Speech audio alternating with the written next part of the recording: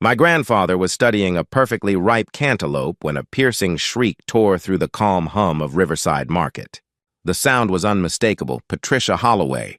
Everyone in Pine Valley knew her voice, the kind that carried authority born not of title, but of self-importance. After all, Patricia was the type to print her own business cards declaring herself the community standards coordinator. Grandpa looked up from the fruit display, his weathered hands still cradling the cantaloupe he'd been examining for 3 whole minutes. "Excuse me?" he asked, genuinely puzzled by the interruption to his peaceful Thursday routine.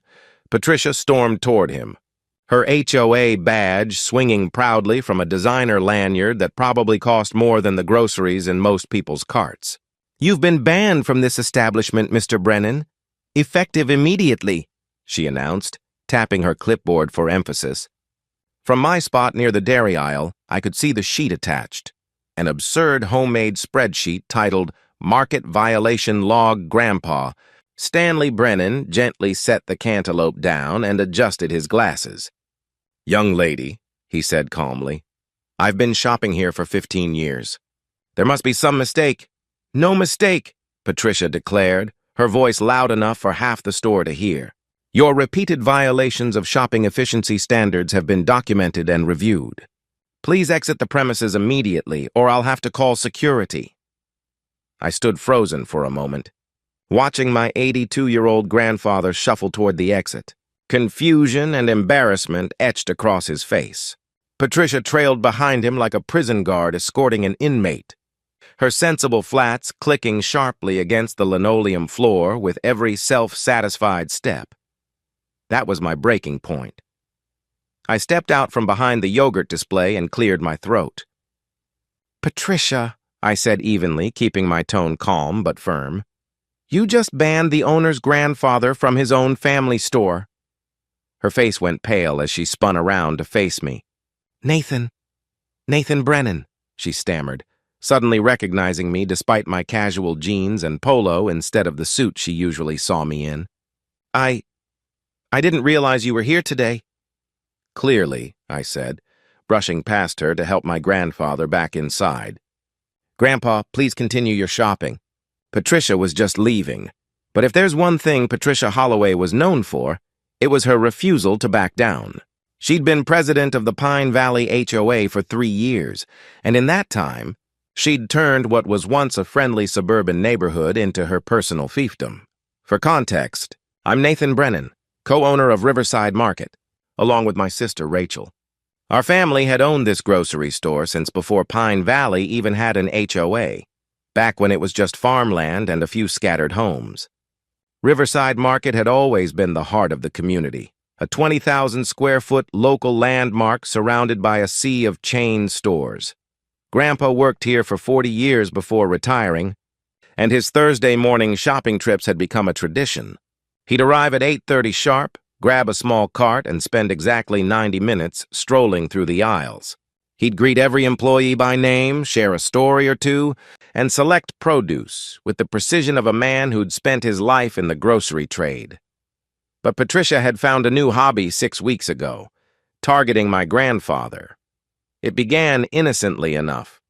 She confronted our store manager, demanding to know why that elderly gentleman was allowed to monopolize the sample station. When told that Stanley Brennan was family and could sample whatever he liked, Patricia doubled down, filing formal complaints about his inefficient shopping patterns. Her notes bordered on obsession. I'd seen them myself. One line read, "Subject lingered 17 minutes in the produce section, exceeding recommended browsing time by 11 minutes. Another said, "Subject engaged the cashier in a 4-minute conversation about grandchildren, creating an artificial queue delay." My personal favorite, the subject tested the firmness of 7 avocados before selection, potential contamination risk. At first, I dismissed her as someone with too much time and not enough purpose. But Patricia didn't stop. Week after week, she stationed herself in the store during Grandpa's usual shopping hours, following him around with a clipboard, clicking her pen, and making disapproving sounds whenever he paused too long in front of the tomatoes. The final straw came last Thursday, when she actually confronted him in the produce aisle. She informed him, seriously, that his shopping methodology was disruptive to optimal traffic flow. Grandpa, being the gentleman he is, simply smiled and offered her a fresh strawberry sample. Patricia responded by handing him a formal warning on HOA letterhead she apparently carried in her purse. Now, standing in my own store, watching her clutch that same clipboard like a lifeline, my patience finally snapped. "Patricia," I said, pulling out my phone, "I'm calling Rachel. We need to discuss your recent behavior." "There's nothing to discuss," she shot back, trying to regain her composure. "The Pine Valley HOA has clear authority over all commercial properties within neighborhood boundaries. Your grandfather has repeatedly violated the community commerce guidelines that were approved at last month's board meeting." I actually laughed. "Community commerce guidelines?" "Patricia, those rules apply to garage sales and lemonade stands, not to established businesses. And even if they did, which they absolutely don't, you have zero authority to ban anyone from private property." Her face reddened. "The HOA charter clearly states that we have oversight of all activities that impact neighborhood character and quality of life.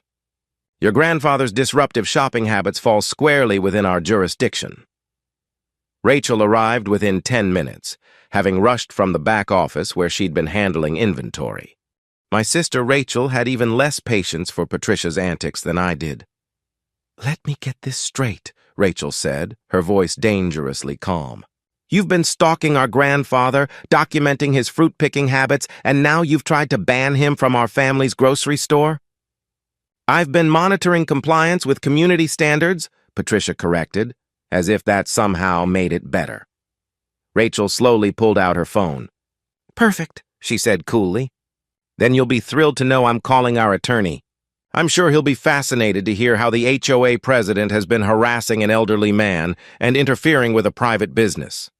Patricia's eyes widened in panic. "That's not necessary," she said quickly. "I was simply trying to maintain order and efficiency for all shoppers.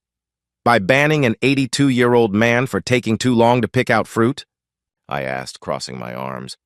"You do realize that my grandfather spent 4 decades building this store for the community, right?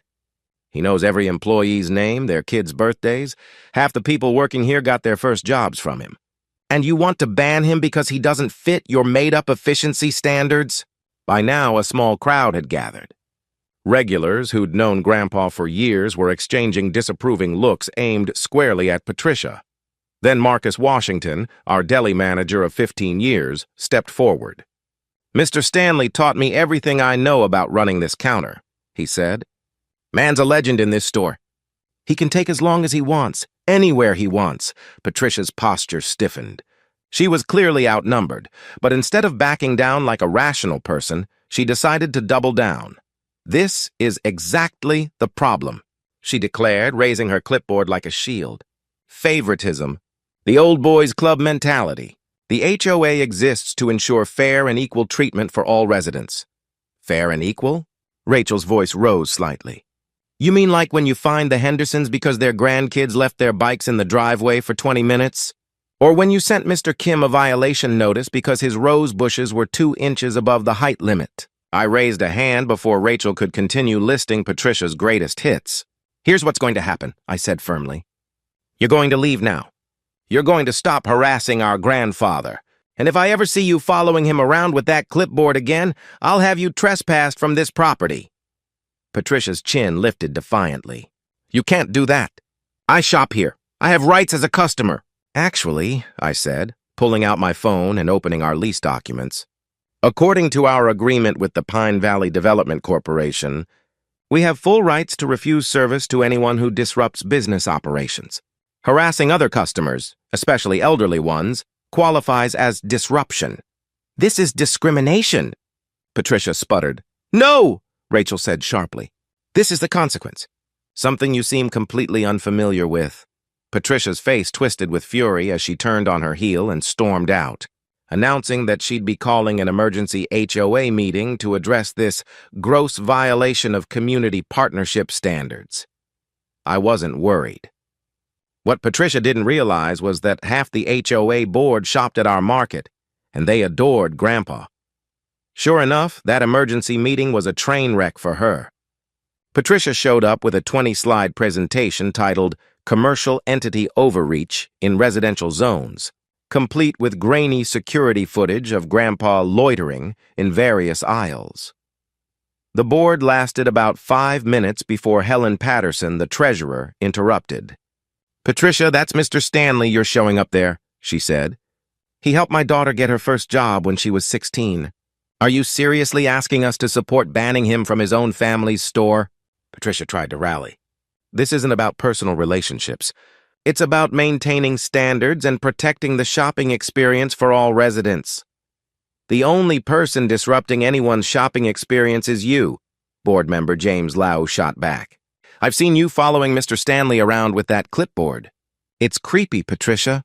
The vote that followed was swift and unanimous. Not only did the board reject Patricia's so-called community commerce guidelines, but they also voted to issue a formal apology to the Brennan family for her behavior. Patricia sat frozen in her chair as one by one. The board members shared stories about Grandpa's kindness over the years, how he'd helped them, hired their kids, or quietly donated to local causes. But the real consequences hit her the following week. See, Patricia worked as an office manager for a local real estate firm, and her boss, Janet Morrison, happened to be one of our regular customers. Janet had been in the store during the confrontation. She'd seen everything. "I can't have someone who bullies elderly people representing my company," Janet told me later that week when she stopped by the market. "I've put Patricia on administrative leave pending a review. This isn't the first complaint I've received about her behavior, but it's definitely the last straw." Meanwhile, we decided to turn the whole ugly situation into something positive. We announced Stanley Brennan Appreciation Week at the store. Grandpa's favorite items went on sale. And we set up a photo display chronicling his life, from his early days as a young produce clerk to the beloved community figure he'd become. The response was overwhelming. Customers shared their own stories. Employees put together a tribute video. Even the local news ran a segment titled, "HOA President Attempts to Ban Elderly Man from Family Store." Let's just say Patricia didn't come out looking good. The story went viral on social media. People shared their own HOA horror stories, and Patricia's name quickly became shorthand for petty tyranny across Pine Valley. The final blow came at the next regular HOA meeting. The agenda included a vote of no confidence in Patricia's leadership, proposed by multiple board members. The community room was packed, standing room only. One by one, residents stood to voice their grievances. The vote wasn't even close. Patricia was removed from her position by a margin of 47-3, with only her and her two most loyal allies voting in her favor. As the results were announced, Patricia's face crumbled. Her beloved clipboard slipped from her hands and clattered to the floor. "This is all because of that old man and his family," she cried. "They turned everyone against me." "No, Patricia," Helen Patterson said firmly. "You turned everyone against yourself the moment you decided your made-up rules mattered more than basic human decency." Local news cameras captured Patricia's dramatic exit, storming past reporters, clutching a box of HOA paperwork, refusing to comment. The next day, we learned she'd been fired from her job. Janet Morrison released a statement saying the company could not employ someone whose values conflicted with its commitment to community and respect. By the end of the week, Patricia had listed her house for sale.